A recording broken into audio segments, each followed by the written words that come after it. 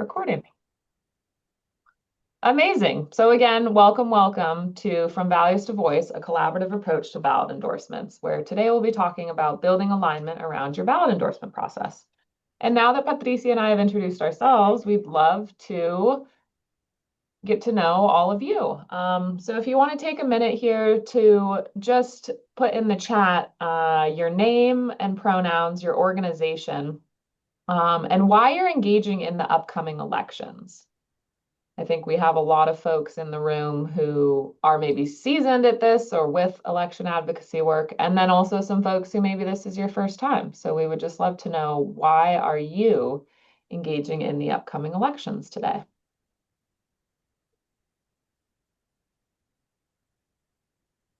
And we'll read a couple of these out too, but no pressure.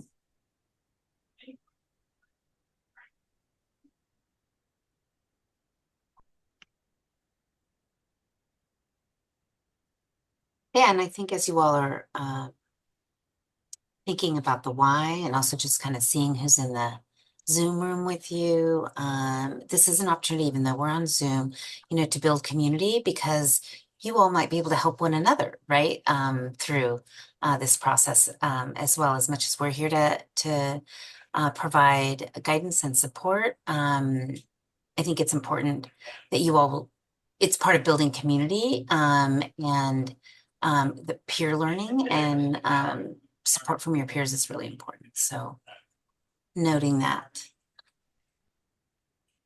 Awesome. And I see some introductions trickling in here. So Lainey says it's brand new for her, but hoping to learn more about the process, bring notes back. Cliff, longtime advocate in Santa Maria with Indivisible Santa Maria, says we have to get the right people elected. And Yahaira from MyCop shares, I'm engaging in the upcoming elections to uphold democracy. Yeah, definitely a very important reason as to why we might consider doing ballot endorsements. Ian sharing, we're engaged in election education and providing potential resistance to the administration's threats to voting. Yes, also very much a consideration ahead of this elective. I see we're in trying times, working together on common goals. Some folks who are maybe unsure if they're engaging the cycle, but looking to support others who might be. So yeah, so much rich information and just a rich why as to why you all are here today. So what are we going to be getting into today? Well, first, the point of this session is to understand why ballot endorsements are an important advocacy tool for 501c3. So we will specifically be speaking to C3 organizations, not C4 advocacy. There is a little bit of a difference here. We're also going to learn how organizational values can guide your endorsement decisions. So really getting into your mission, your vision, your values, and how that actually is a huge asset in helping you in the process. You're also going to leave with a full framework for building a collaborative ballot endorsement process. So we're going to walk you through how we've done it for many years at the fund, and give you a lot of tools and resources to be able to do that yourself. And we're also going to help you start off in the right direction to begin planning your own organization's process. So today we'll be going through, first of all, why ballot endorsements matter, and how we also place values before politics. We'll go through how to build a ballot endorsement committee, so what that actual process looks like, how to research those measures, and how to work with your board and the leaders at your own organization. We'll also go through a timeline and some next steps, and we'll speak a bit about what our follow-up to this session looks like. Because remember, this is a two-part series with lots of office hours and designed to just really be supportive for you in your ballot endorsement journey. Now, before we begin, we do just want to share a legal disclaimer. So this workshop is going to focus on collaboration. It's going to focus on how to facilitate your ballot endorsement process. It's going to share a bit about that actual organizational process and also focus on how you come to decision making. The legal disclaimer is that neither myself nor Patricia, while we do wear many hats, we are not attorneys. So this workshop does not constitute legal advice. And You can always consult Alliance for Justice for guidance regarding permissible election-related activities for 501c3 organizations. And we'll share a bit more about their technical assistance hotline and where to go to get legal information and resources, as well as seek legal counsel if you need it.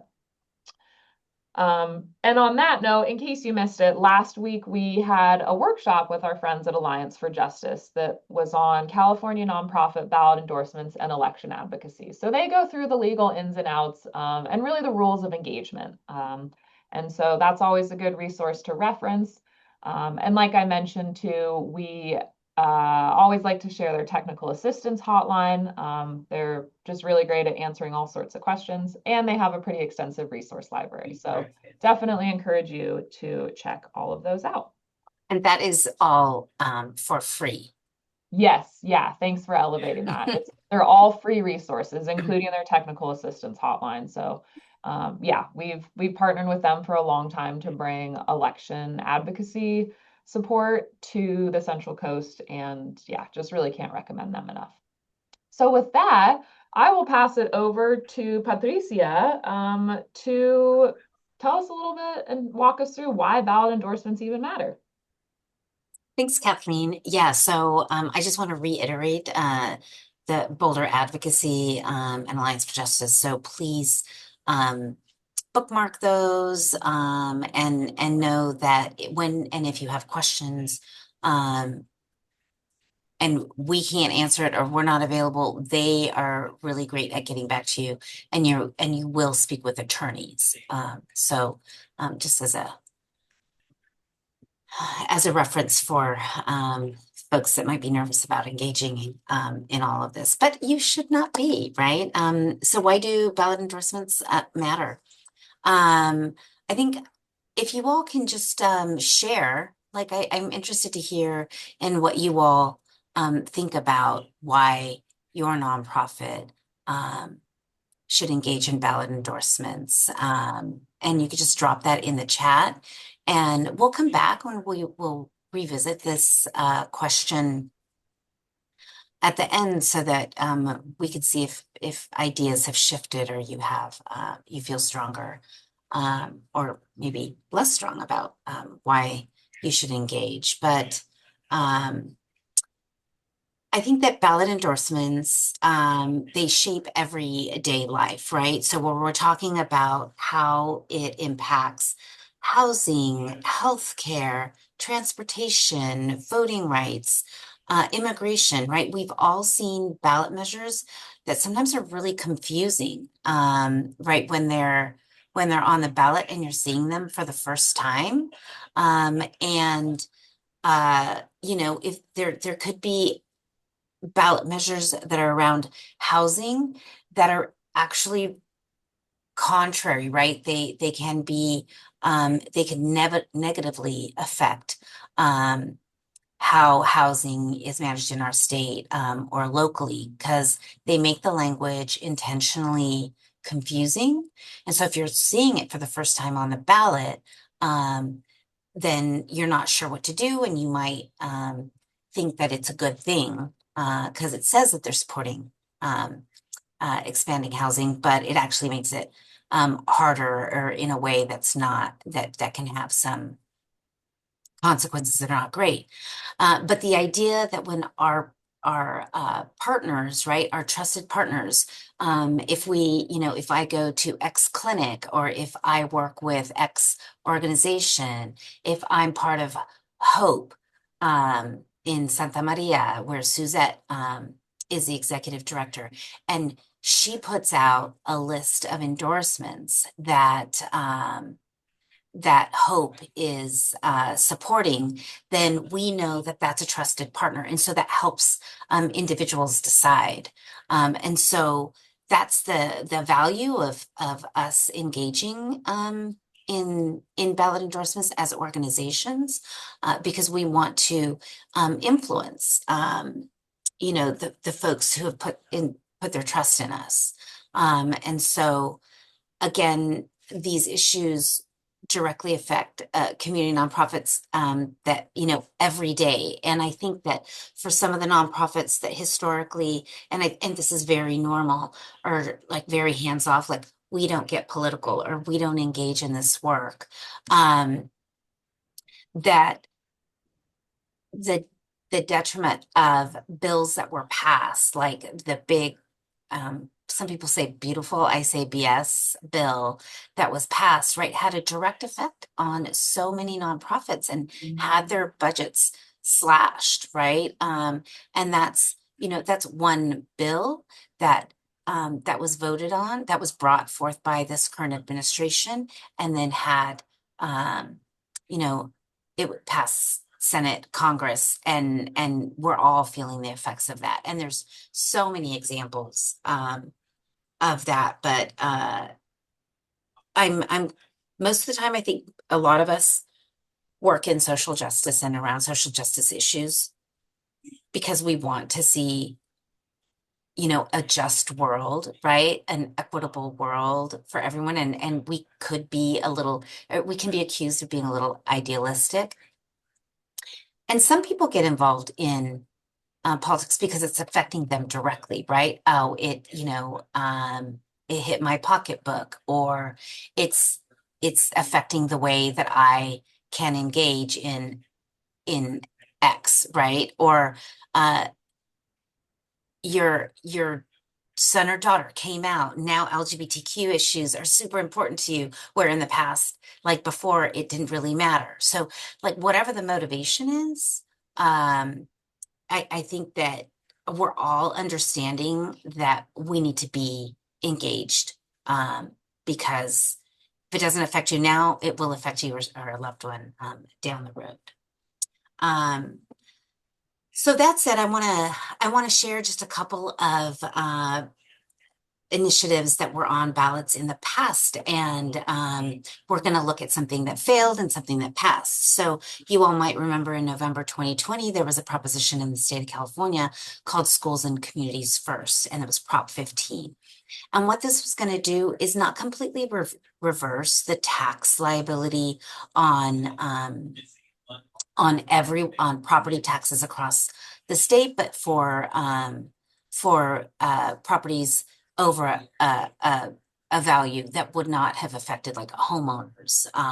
But this would have brought $12 billion a year in for schools and communities. First, it would have invested in revitalizing California schools, and bringing in more resources to our schools, which we're all familiar um, with the shortcomings that they're experiencing. And so statewide, so it did not pass, right? It failed. And so statewide, it got a 48% yes vote and a 51, almost 52% no vote.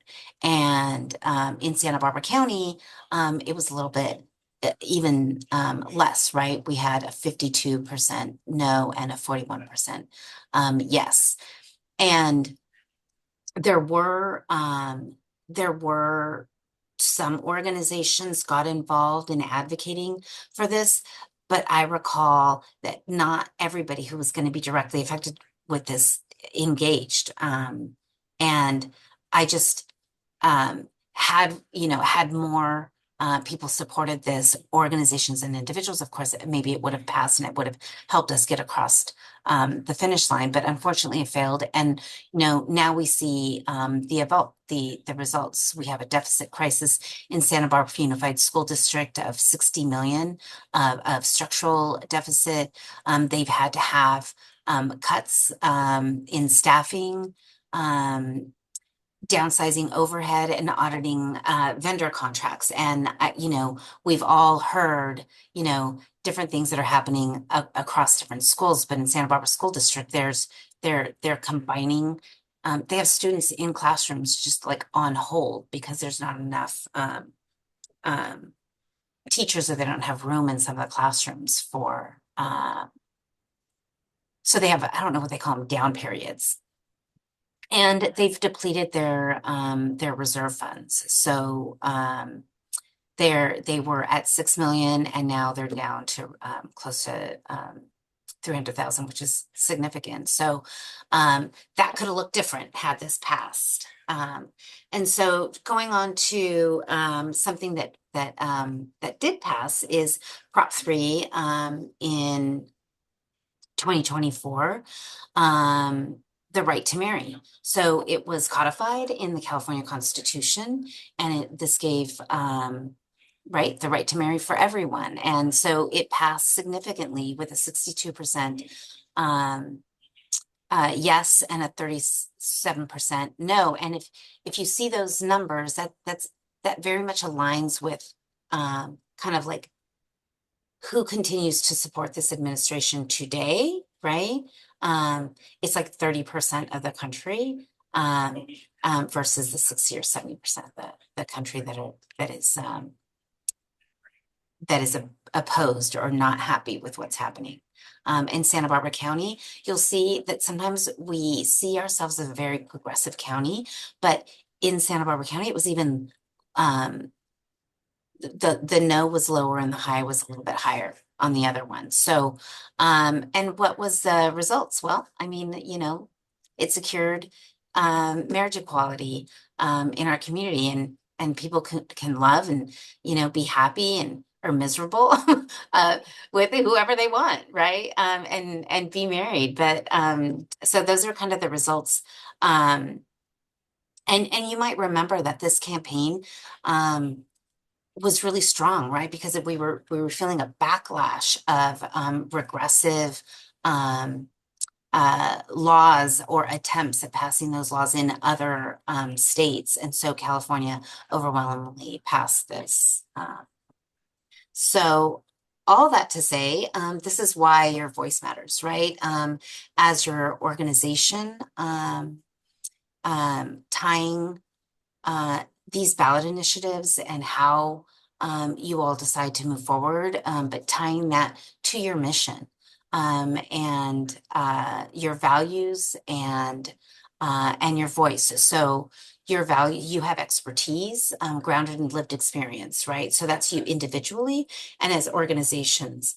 And most of our organizations, right, are on the ground and really listening to your constituents, right? We listen to our constituents because you all are listening to your constituents, and it's kind of the ground up, and people on the ground know, like we have eyes, we have ears, we have wallets and bank accounts, and we know what is actually happening, no matter what they're trying to feed us. If the reality is we feel a different way or our lived experience is different, um, then we know better. And so, again, yeah, you're right. So voters cannot be experts on every issue. Absolutely. And that's why trusted partners are so important. And so when our constituents, when trusted partners and our organizations, you are pushing out information, then that's what they can use to cast an informed ballot, because those ballots can be very, very confusing.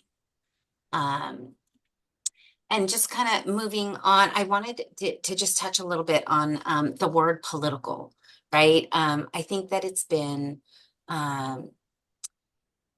I think people use it as a dirty word. I hear people say, "Oh, I'm apolitical," or organizations are like, "We don't get involved in politics," or "I don't do politics." And just to define the word politics, it's politics is how a group of people make decisions, share power, and divide up resources so they can live together. It is simply the way we figure out who gets what, how the rules are made, and how we solve problems as a community. And so whoever wants to engage in politics is who are going to make the rules. If you don't want to engage in politics, then you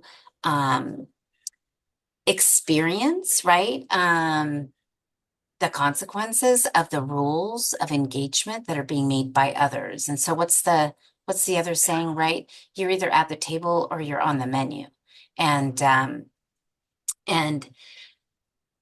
I wanted to just kind of frame this around, that policy is political and policy affects each and every one of us personally every day. If you get on the road and you're driving, that is politics, right? Do you have potholes in your community? That is politics, right? Do you have enough public safety, or do you have too much police and not enough fire? Do you have not enough recreation in your community? Um, are your parts not clean? All of that is politics because people are deciding how those resources are being used. And so there's another saying is like all politics is local. And so how you vote across the board nationally to your local ballot, it affects you individually and especially around nonprofits, how resources are being allocated. That is all political. So I want to reframe this idea that politics is dirty. It can be, but if we're not at the table, then we let people who want it to be dirty have it be dirty, right? And so when people talk about, oh, we want to make a change, change can be great and change can be bad, right? It depends on who's at the table. And so that's where and why it's important for us to be at the table. So I told Kathleen I can go on and on and on about this, but I just wanted to have us think about, and as you're having discussions with your team, with your board of directors, with your family, right? Reframing the I'm apolitical or I don't get involved in politics. Um, kind of start uh, helping people change their lens about how all politics is local and it affects us personally, regardless of whether they realize it.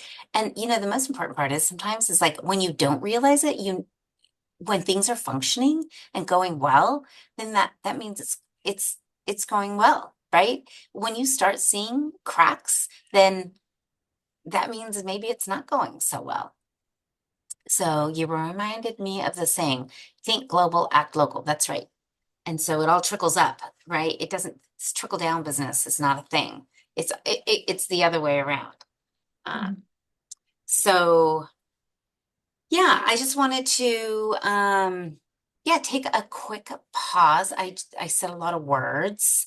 That was like my rant. That I kind of took the privilege of kind of sharing. Uh, but I would love to take a little bit of time for a 5 minute breakout group. Kathleen is going to help us get into those breakout groups.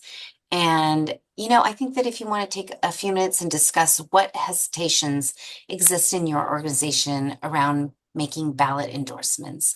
And with this, I just want to elevate again the difference between C4 and C5. So that the C3, we only do ballot endorsements. We do not get into candidate endorsements, right? C4s have the ability to do that, but C3s should cannot do that. That is illegal. And so what we're talking about, and I want to be explicit, is only ballot endorsements, um, not candidates, not specific candidates. Um, so yeah. So if that is a hesitation, right, about your organization, I want to just uplift that's not what we're talking about. Um, and that we want to make sure that you all have conversations about um, what other hesitations your organization might be having around making ballot endorsements. So yeah. So Kathleen will help us jump into Great. Yeah, breakout we'll go groups. ahead and I know this says 10 minutes up on the screen, but we'll just put you in there for 5 so that we can come all back together. So I'll go ahead and open the rooms and you'll be moved into that. And we'll post this question in the chat again for you all. Have fun.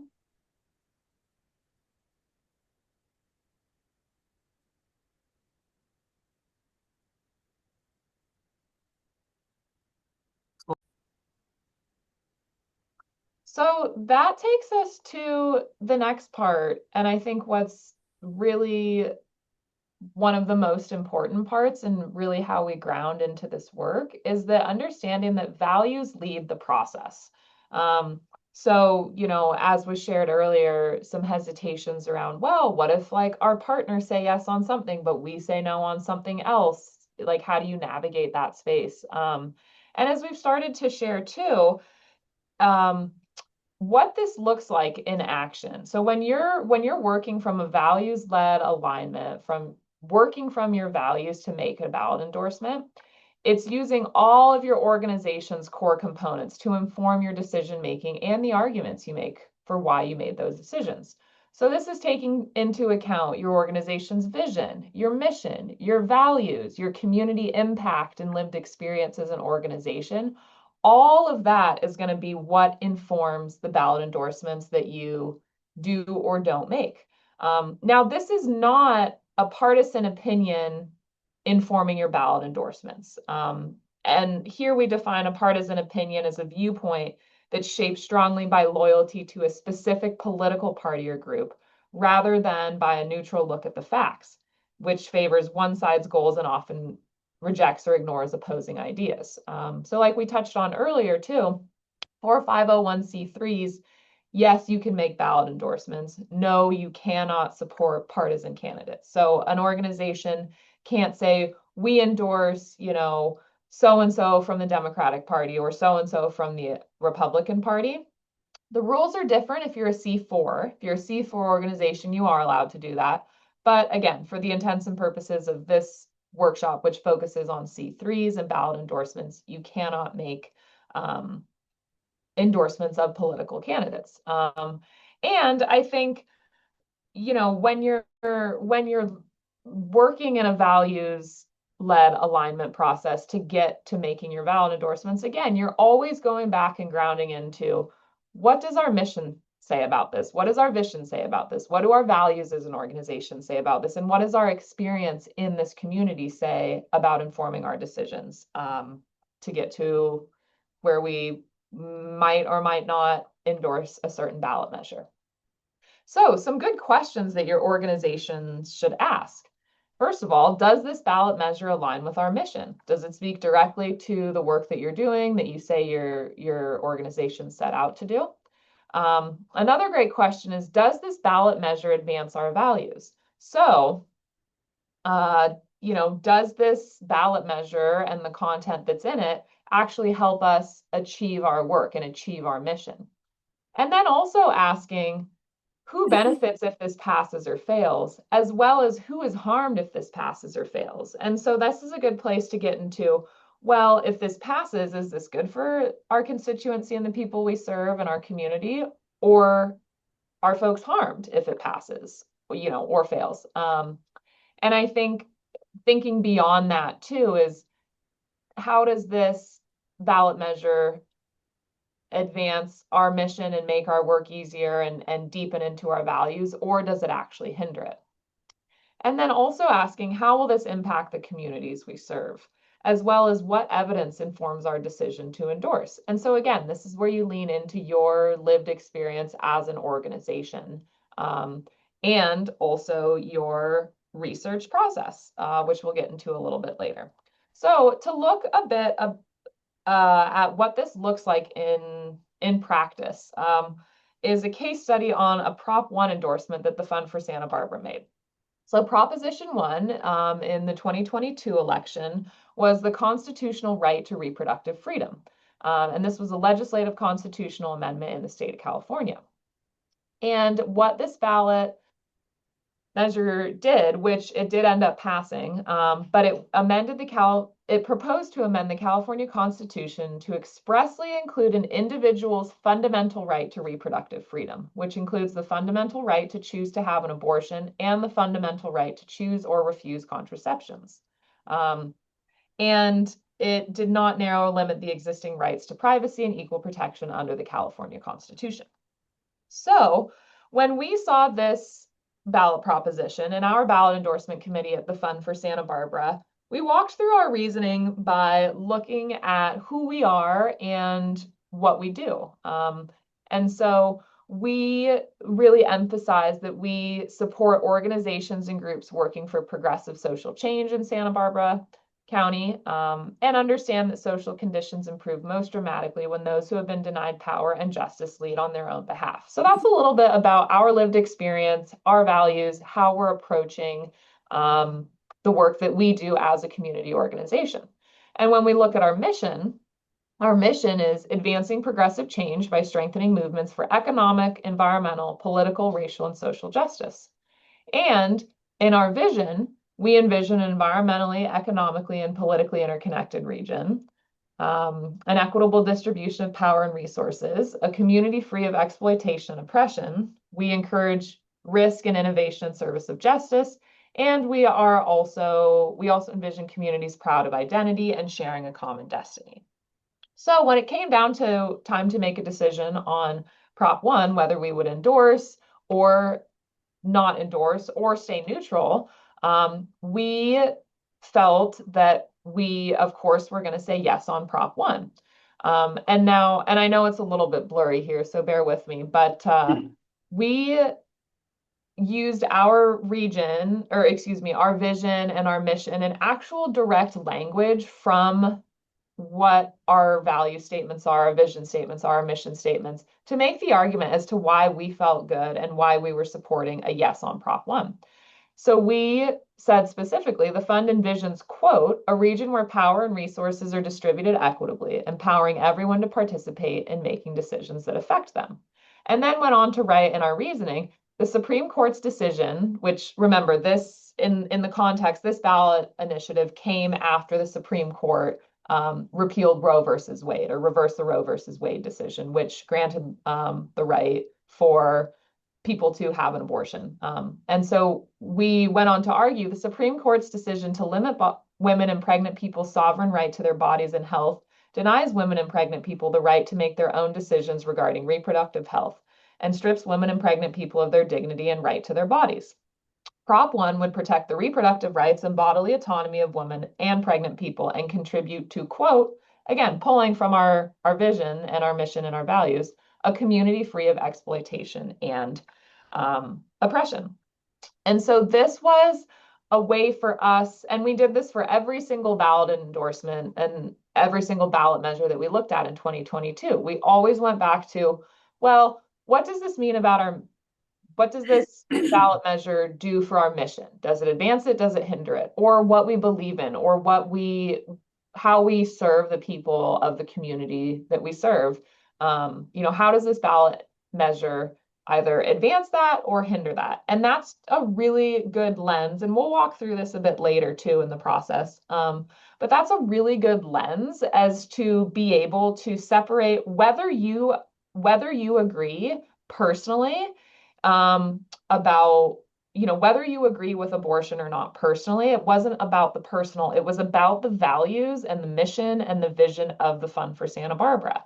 And so our ballot endorsement committee felt, well, if we are saying that as an organization, we stand for a region and a world where people are empowered to make decisions that affect them, that actually voting yes on Prop 1 would support and uphold that vision of the Fund for Santa Barbara, as well as, again, later on, arguing that actually passing Prop 1 and endorsing Prop 1 as an organization would also help us to achieve our vision of a community free of exploitation and oppression. So again, going back to your mission, your vision, your values, and your lived experience is a really clear way to see an argument arise for a yes or a no. Now, in this case, a yes on Prop 1, this was pretty clear for our ballot endorsement committee at the Fund for Santa Barbara, considering our vision, our mission, and our values. But, there were other endorsements this year that were a little bit more complicated and actually required more research and more understanding into, well, kind of what are maybe some of the loopholes here, or where are where does this maybe actually, it sounds good and the title sounds great, but when you read into it, it's like, that actually is, that's not going to meet our mission and meet our values, and it's going to be detrimental to the community that we serve. So let's practice. And we'll pretend that and you'll take this from the lens of your organization. So you're reviewing a real ballot measure. Now, before discussing whether you personally support or oppose the measure, your task is to evaluate it through your organization's mission and values.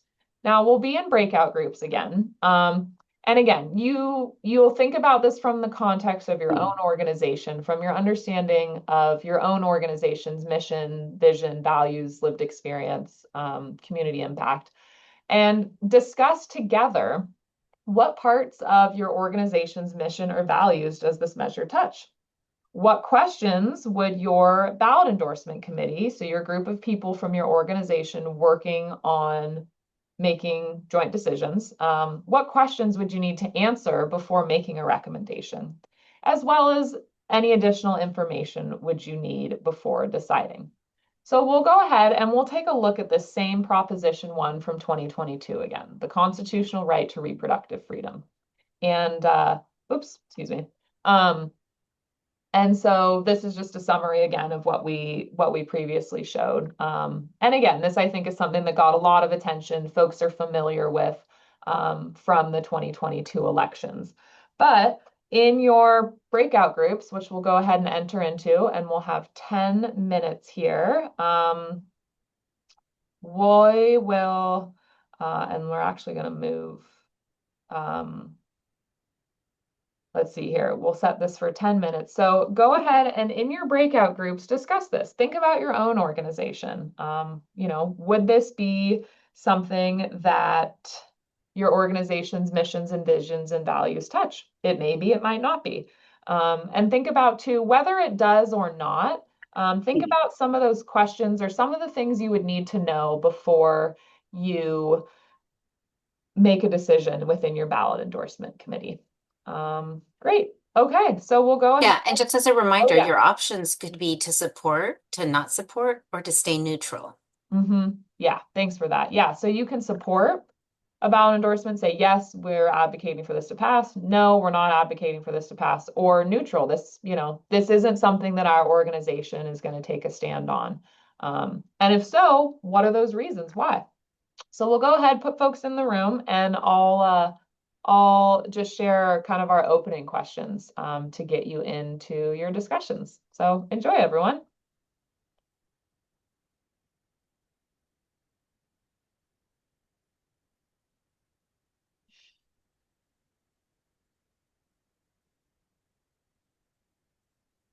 Okay, and I'll pause the recording. Great. So now that we've debriefed and talked a bit more about how our organization would thoughtfully and collaboratively evaluate this, and now that we've had a decently long time of framing, let's get into how to actually do this and how to actually put these values and this conversation and this lens into the works and into a process within your own organization. So that brings us to building your ballot endorsement committee. And I'll pass it over to Patricia to walk us through just the specifics of what is a ballot endorsement committee. Yeah, okay, well, this is where the fun begins, right? And so we're approaching this, again, with the lens of this isn't, individual, but this is your organization, right? And why we want to, do this in a committee. Well, so first of all, we do recommend, right, that your board, the board is who leads your organization along with your executive director and executive team. But that we hope that you all are working in kind of this collective leadership, right, to balance the power and viewpoints. And so this we talked about having the information trickle up, and so we know that you all are working with your constituents, you're on the ground, and you kind of know kind of what is impacting them, good, bad, and otherwise. And so we want to make sure that the ownership is shared to balance the workload and the responsibilities, right? Because these are, I right now, I've lost count and I didn't look right before, but how many ballot initiatives there are right now? I mean, I think there's over a dozen for sure.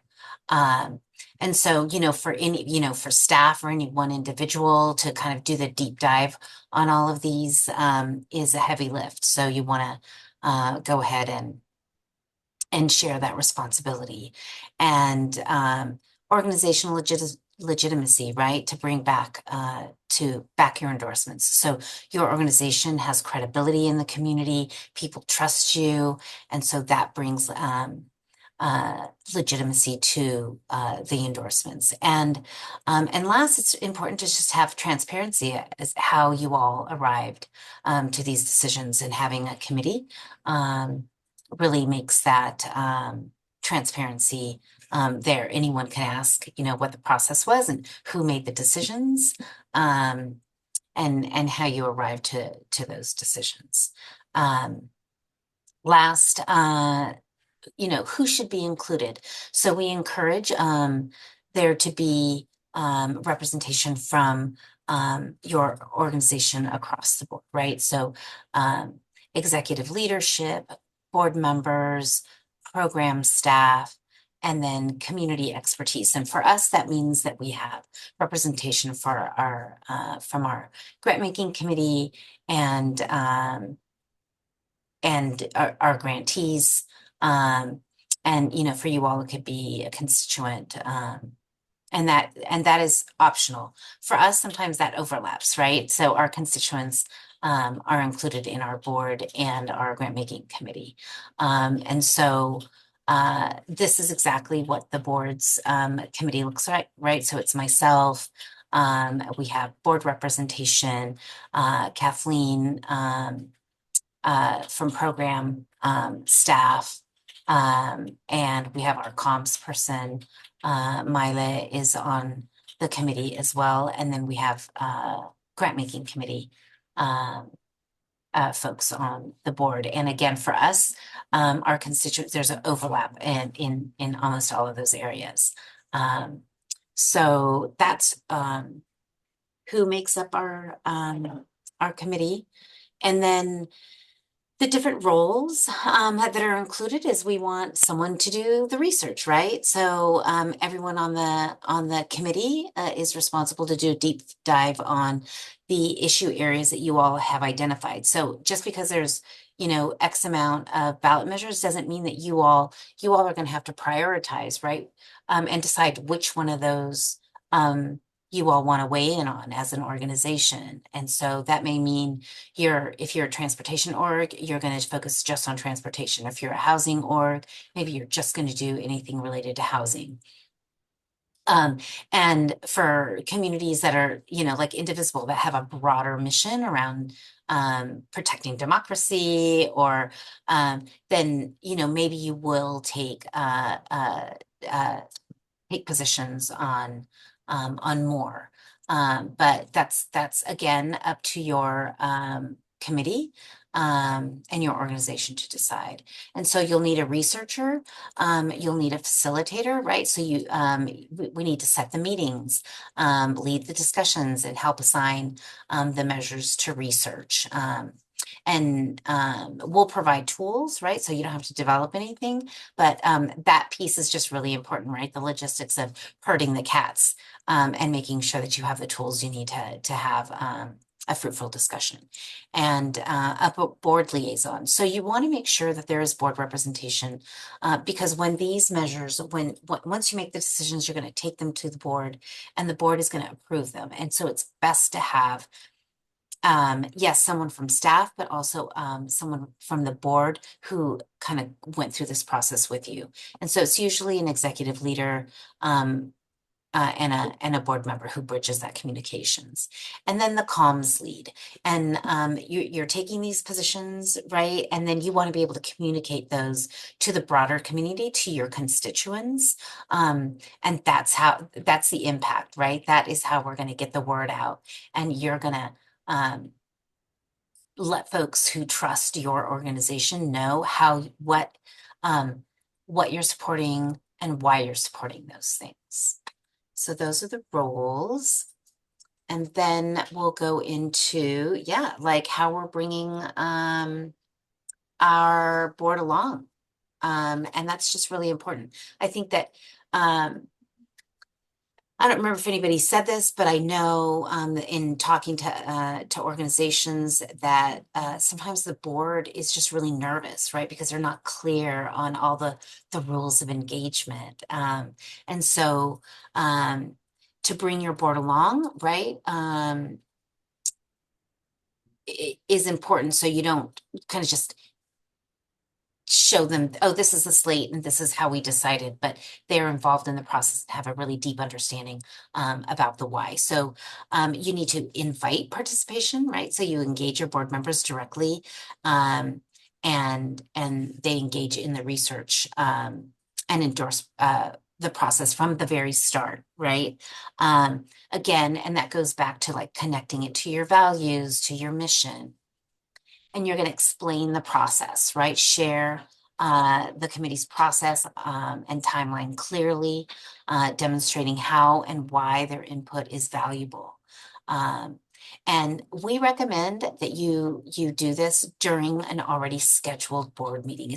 It's already hard to get people to get to meetings, right? We all experience that the herding of the cats is challenging and everybody has very limited time. So if this is something that you can schedule in already scheduled board meetings and just have it as an agenda item, that's a great way to start getting them the information.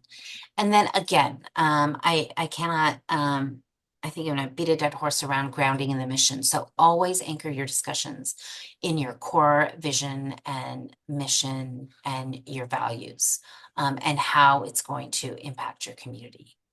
And then really allow time, right? Discuss early, set key milestones, and communicate the meeting dates and the endorsement process clearly. Some of this is out of our control, right? Because the ballot measures don't make it onto the ballot until a certain date. So you don't know what's going to be on the ballot until, I mean, I think it was August 7th was the final date. And then um, those are available and we'll share links about where you could find all those ballot measures. So, you know, ahead of time, making sure that you have a timeline all laid out so that you're ready to go once those ballot measures are approved and public. Okay, so with all of that, I'm going to pass to Kathleen so she can do a little bit deeper dive on how to do the research. Thanks, Patricia. So now that we've talked a bit about how to set up your ballot endorsement committee, let's talk about how to do the research work. So the first thing to keep in mind is that we have already done a lot of this for you. We set up a ballot endorsement committee research toolkit. And so we've got some essential resources, templates, and tools to support your ballot endorsement committee. This includes a spreadsheet where you can keep track of all the ballot measures, research assignments, positions, and co-endorsements from other organizations. A process timeline, so a clear visual timeline that you can share with your board, you can share with your ballot endorsement committee to map the milestones and the steps of the endorsement process. We've also got a resource guide. So this is a curated library of external tools, guides, background materials, basically just some helpful places to go for things like where to do your research and voter information, registration, resources by county, things that support fair and free elections. And then also coming soon ahead of workshop 2, we'll have some Canva templates where you can create social media and other graphics and adapt them to your own endorsements. So we'll cover this in detail during workshop 2. And actually, one thing I'm thinking about that we haven't included in here, but that I will put in is just a little template for each of your ballot endorsement committee meetings so that you've got an hour-long agenda that you can just follow and use at your own discretion to help guide those meetings. So the main thing that we'll dive into right now is this research spreadsheet example.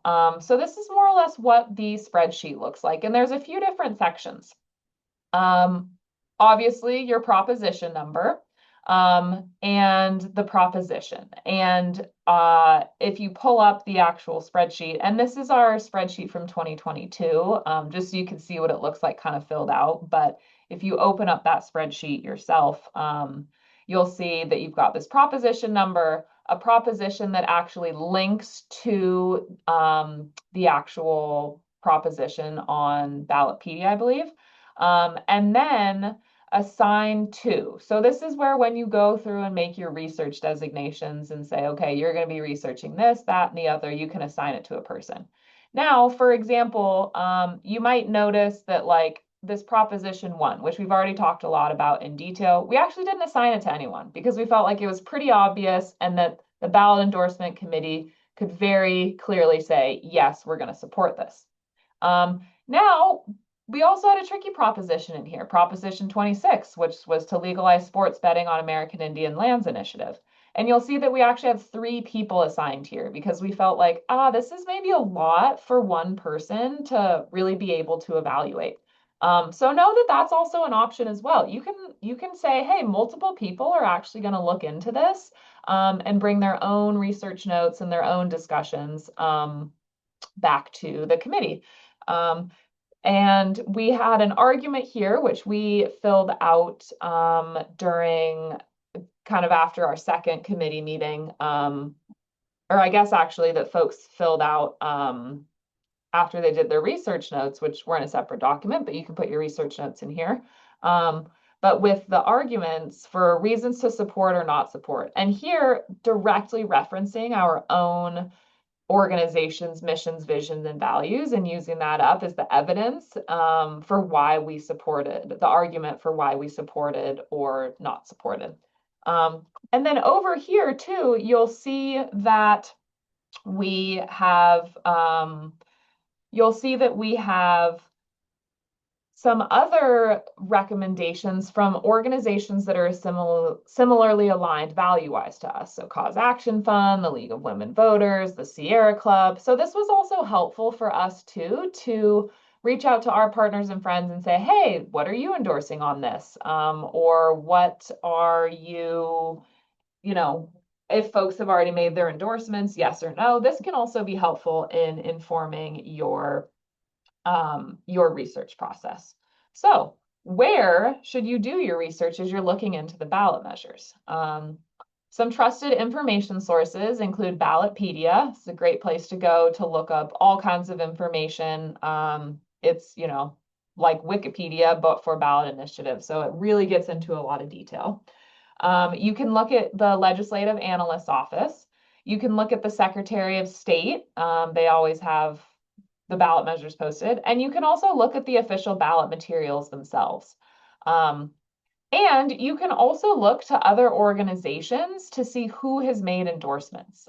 So here we've included some left-leaning perspectives and some right-leaning perspectives. Now, it's actually really important to look at both because if you can tell a lot by what organizations are supporting or opposing a ballot measure. So some common left-leaning perspectives that you see for folks who maybe, or for folks who tend to make a lot of ballot endorsements include the League of Women Voters, California Common Cause, the ACLU California, Planned Parenthood, NAACP Cause. So a mix of some local and some more statewide organizations. But these are folks who typically tend to make ballot endorsements, have a lot of research, and do their endorsements early. And on the right-leaning perspectives, organizations that definitely are pretty active in making endorsements include the National Rifle Association, or the NRA, Reform California, and the Peace Officers Research Association of California.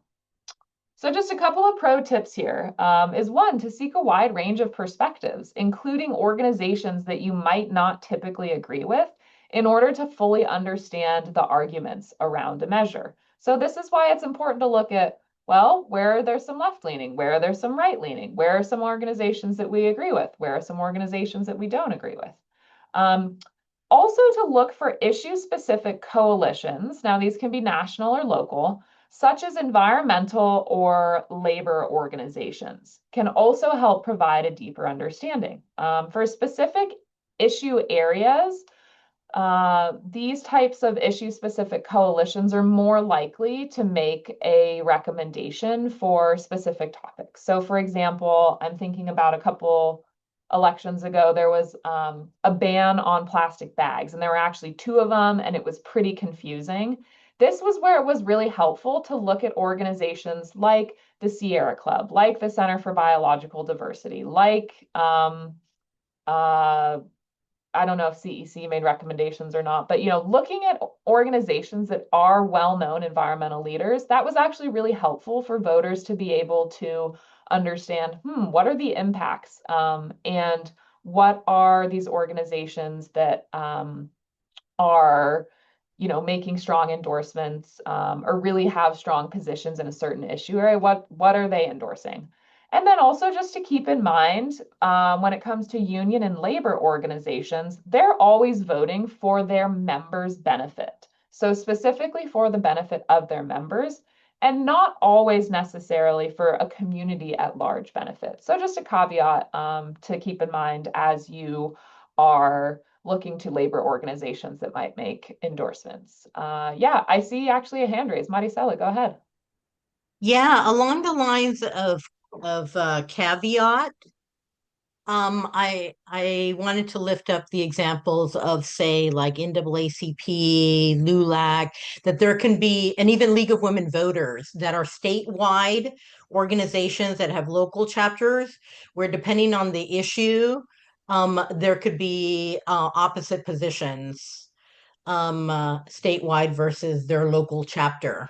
So just to share that caveat as well.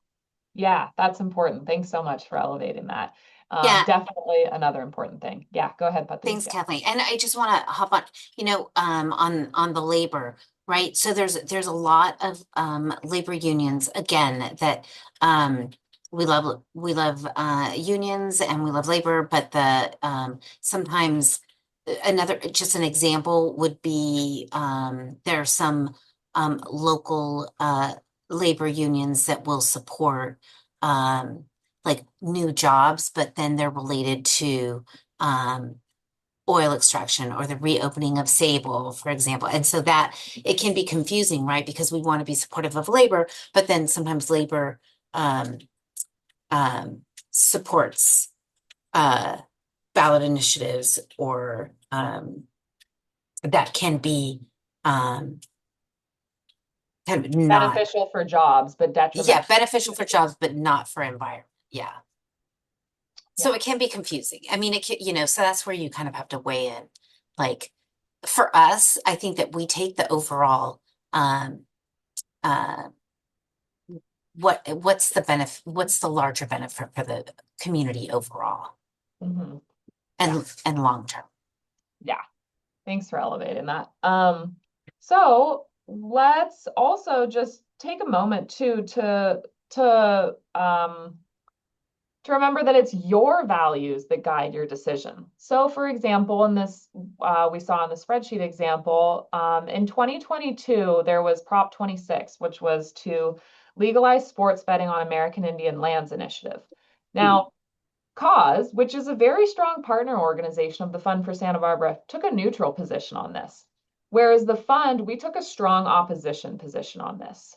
Now, it's important to remember that not one organization is right or wrong, and that both decisions were grounded in our own organizational values. And I think this really demonstrates how different groups interpret alignment. And again, this is always coming back to your mission, your values, and that even if you have organizations who have highly similar missions, like, for example, the Fund for Santa Barbara and Cause, very similar values, very similar alignment, that the goal is not for consensus across organizations. It's not to have a consensus with your partner, but the goal is always about integrity within your own organization and integrity to your own values, your own mission, and your own lived experience as an organization. So thinking a little bit about what it looks like now to go off into this endorsement process. The first thing you're going to do is you're going to start and you're going to make the invitation and inform your committee. So you're going to make the invitation to your board, you're going to make the invitation to your staff, executive leaders. The second is that you're going to start to plan. So you're going to have your first meeting and you'll discuss the process. You'll choose what ballot measures you are going to research. Then the third step is to do the research. So your ballot endorsement committee members will do their own research on whichever propositions they've either chosen or, have maybe been assigned, depending on how you want to do it. Then you'll come to a decision. So you'll meet for a second meeting. You'll discuss your research and what folks' recommendations are, and you'll say, okay, these are our endorsements. We're going to say yes on this, no on this, and we're going to take no position on this other endorsement or this other measure. Then we kind of move into starting to be a bit more of a public facing. So we'll go to a review. So your board of directors will review your ballot endorsement committee recommendations. Now you can either do this in a regular board session where folks vote on it, or you can do a vote via email.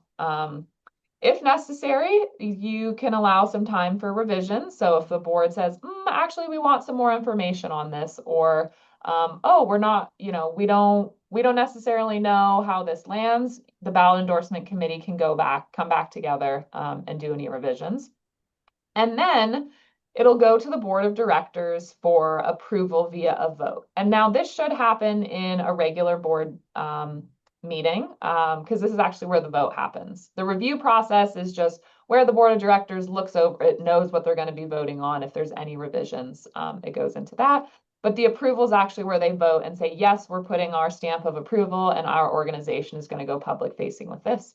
And then you'll share. So you'll communicate your recommendations to your constituency. And our workshop number 2 is going to get into how do you communicate that?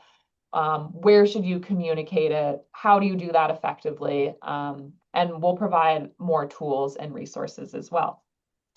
Now, looking at the timeline for our 2026 ballot endorsements. So great news. You've already done step 1, which is come to the funds workshop. So you've learned how to engage in a collaborative ballot endorsement process, and you've got the tools to get yourself ready on August 12th. Now we have some office hours, some optional office hours available. So if you want to come and you have questions or you're working through things, that's going to be 2 hours with Patricia and myself just to come and be a casual space, ask questions. We can deep dive into specific topics with your particular organization or just more generally. Now you'll be in your meeting and research phase and end of August and into early September. And mid-September too. And just know as well that this is our recommended timeline, and we do understand that it's going to take some time for folks to get your committees together, get things formed. And the goal is really about guiding people along in the process and being a voice rather than meeting specific milestone dates. So August into September, you'll have formed your ballot endorsement committee and hopefully had your first meeting, and folks are going to get to work on their actual research work. And then on September 2nd, so a few weeks from now, we'll have our second workshop with the fund, which is where you'll learn how to communicate your ballot endorsements to the public. We'll go through all the tools and tricks of the trade. And then we've got some office hours in mid-September as well. So if you are working through more things in your committee, or you want some technical help with communications things, or anything we've covered in today's workshop, that's a space for that as well. Now into late September, you'll make your decision. So you'll have that second ballot endorsement committee. and decide which measures you'll make endorsements on. And you'll also work to send your endorsement recommendations to the board. Now, again, in an ideal timeline, your board will approve late September, but this can also go into October. And your board will review the recommendations, you'll do any revisions if necessary, and they'll approve via a vote. Then October, and I realize we're missing a key date here, so I'll put that in, but mail-in ballots go out October, I believe it's October 5th or October 6th. So the goal and the process the Fund for Santa Barbara will be following is we want to get our endorsements out ahead of when those mail-in ballots go out so that voters can see it.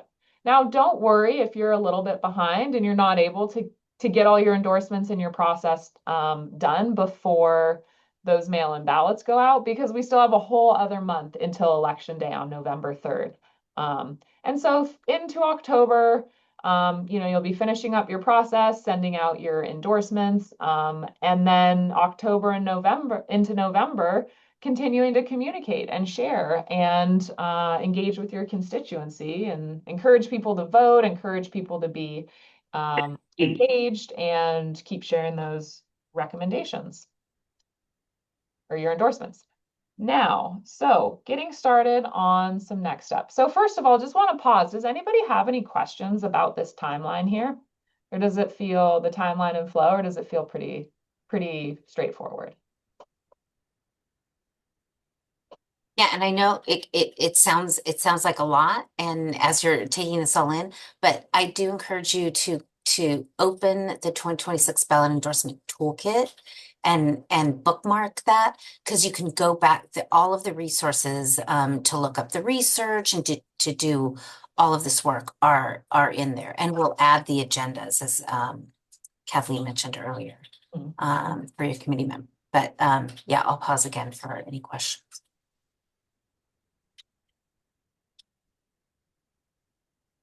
Yeah, Vanessa, I see your hand raised. Yeah, there was one where you said, form a committee. Can you go back to that slide? I'm not sure if it's a slide or it's in here. By forming a committee to that, there's one slide back, I think. Yeah, no,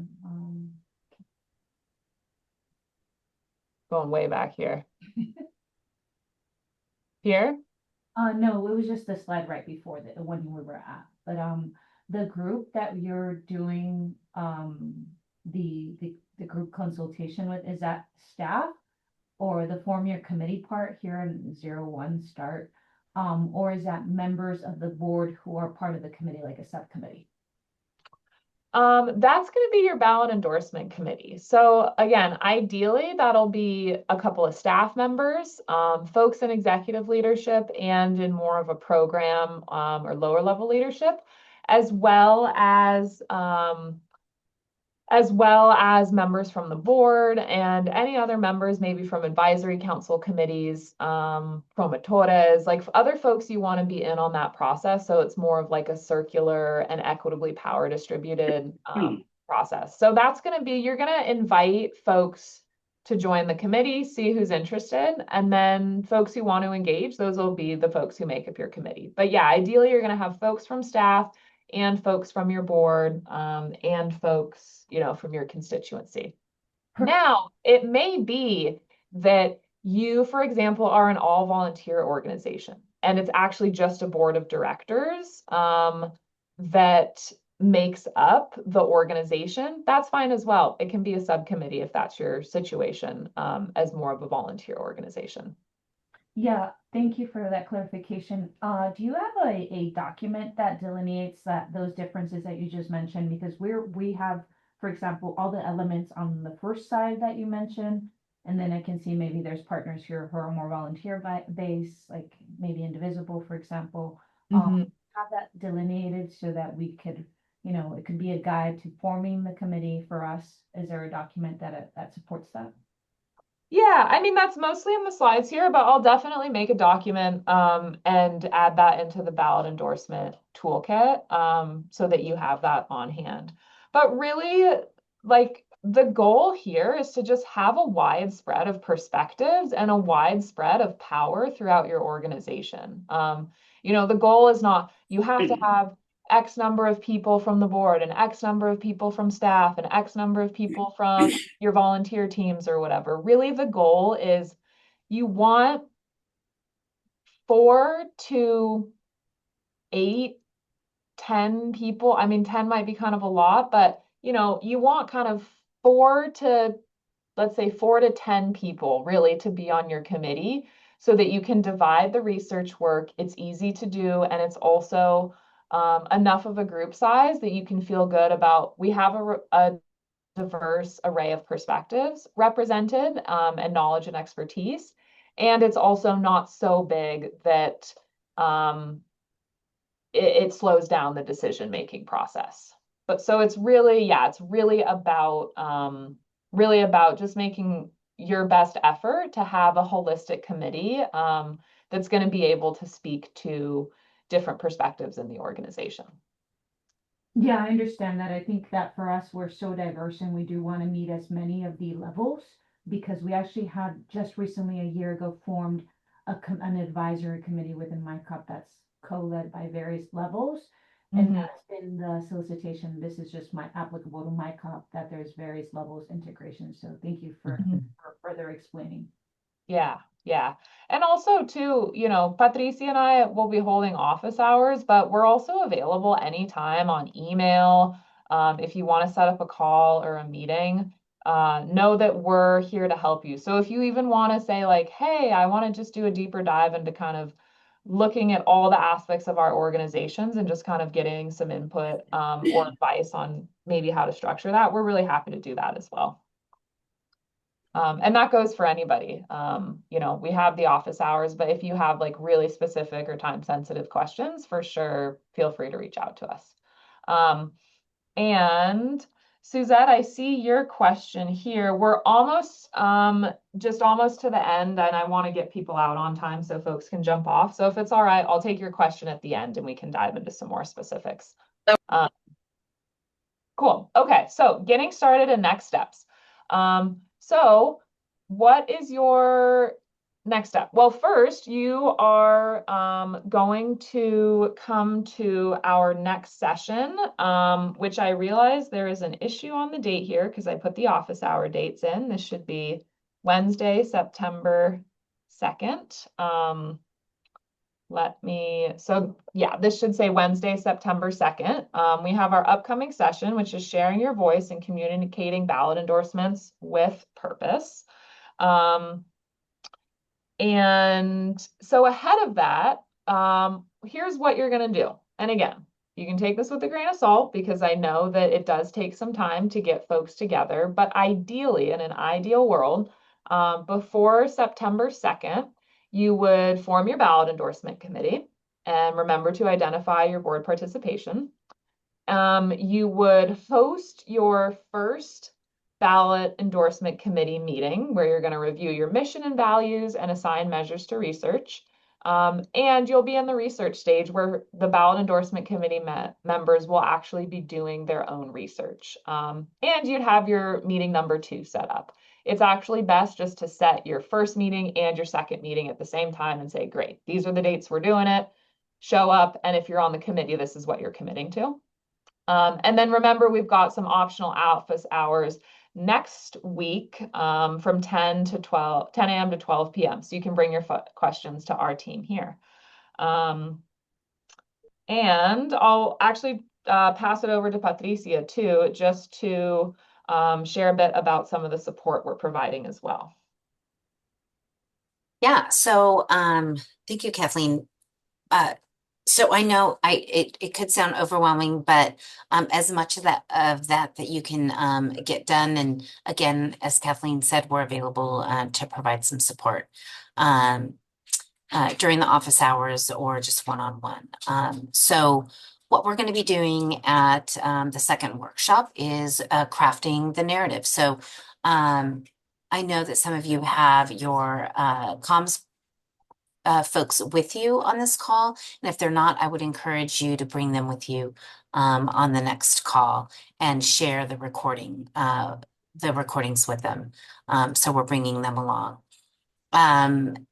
Yeah, and so helping craft also mission-based messaging will provide the Canva templates and social media templates that you could that you can use. You can modify, add your own logos to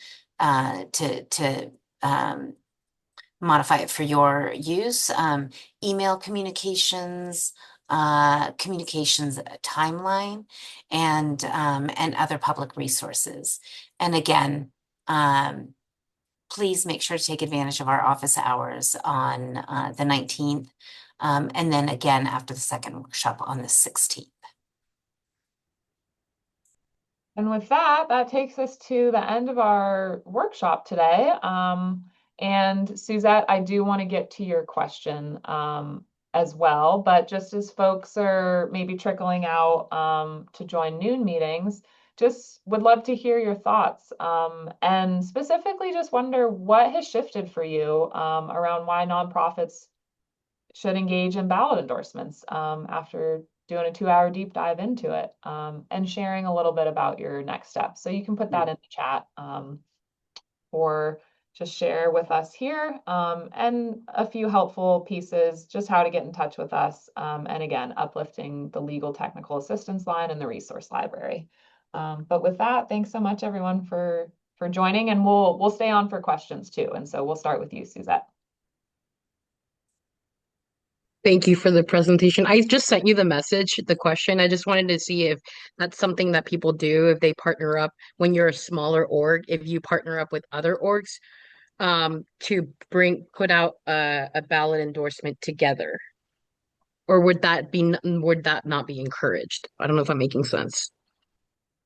Yeah, I hear you. You know, I've not seen that. Um, but I think that that would be a decision for your board to make. Um, you know, if your values align and you all are on the same page and you want to do you know, an endorsement um together so you can reach more people, I don't see that that would be an issue. Okay, we could talk about it later. I just wanted to bring that out to see Hmm. if that's something that's been done. Yeah. Great. Yeah, any other questions, feel free to come off mute or post them in the chat here. But if not, feel free. You got 2 minutes of your day back. So go get a drink of water, take a deep breath, and yeah, we're excited to see you September 2nd for our next session. And in the meantime, hope to see you next week for office hours if you want to just deep dive and kind of walk through the process a bit more or bring specific questions to that. Looking forward to seeing you all and being together over the next month or so as we work through this together. But thanks so much, everyone. Have a great rest of the day. Thanks, everyone.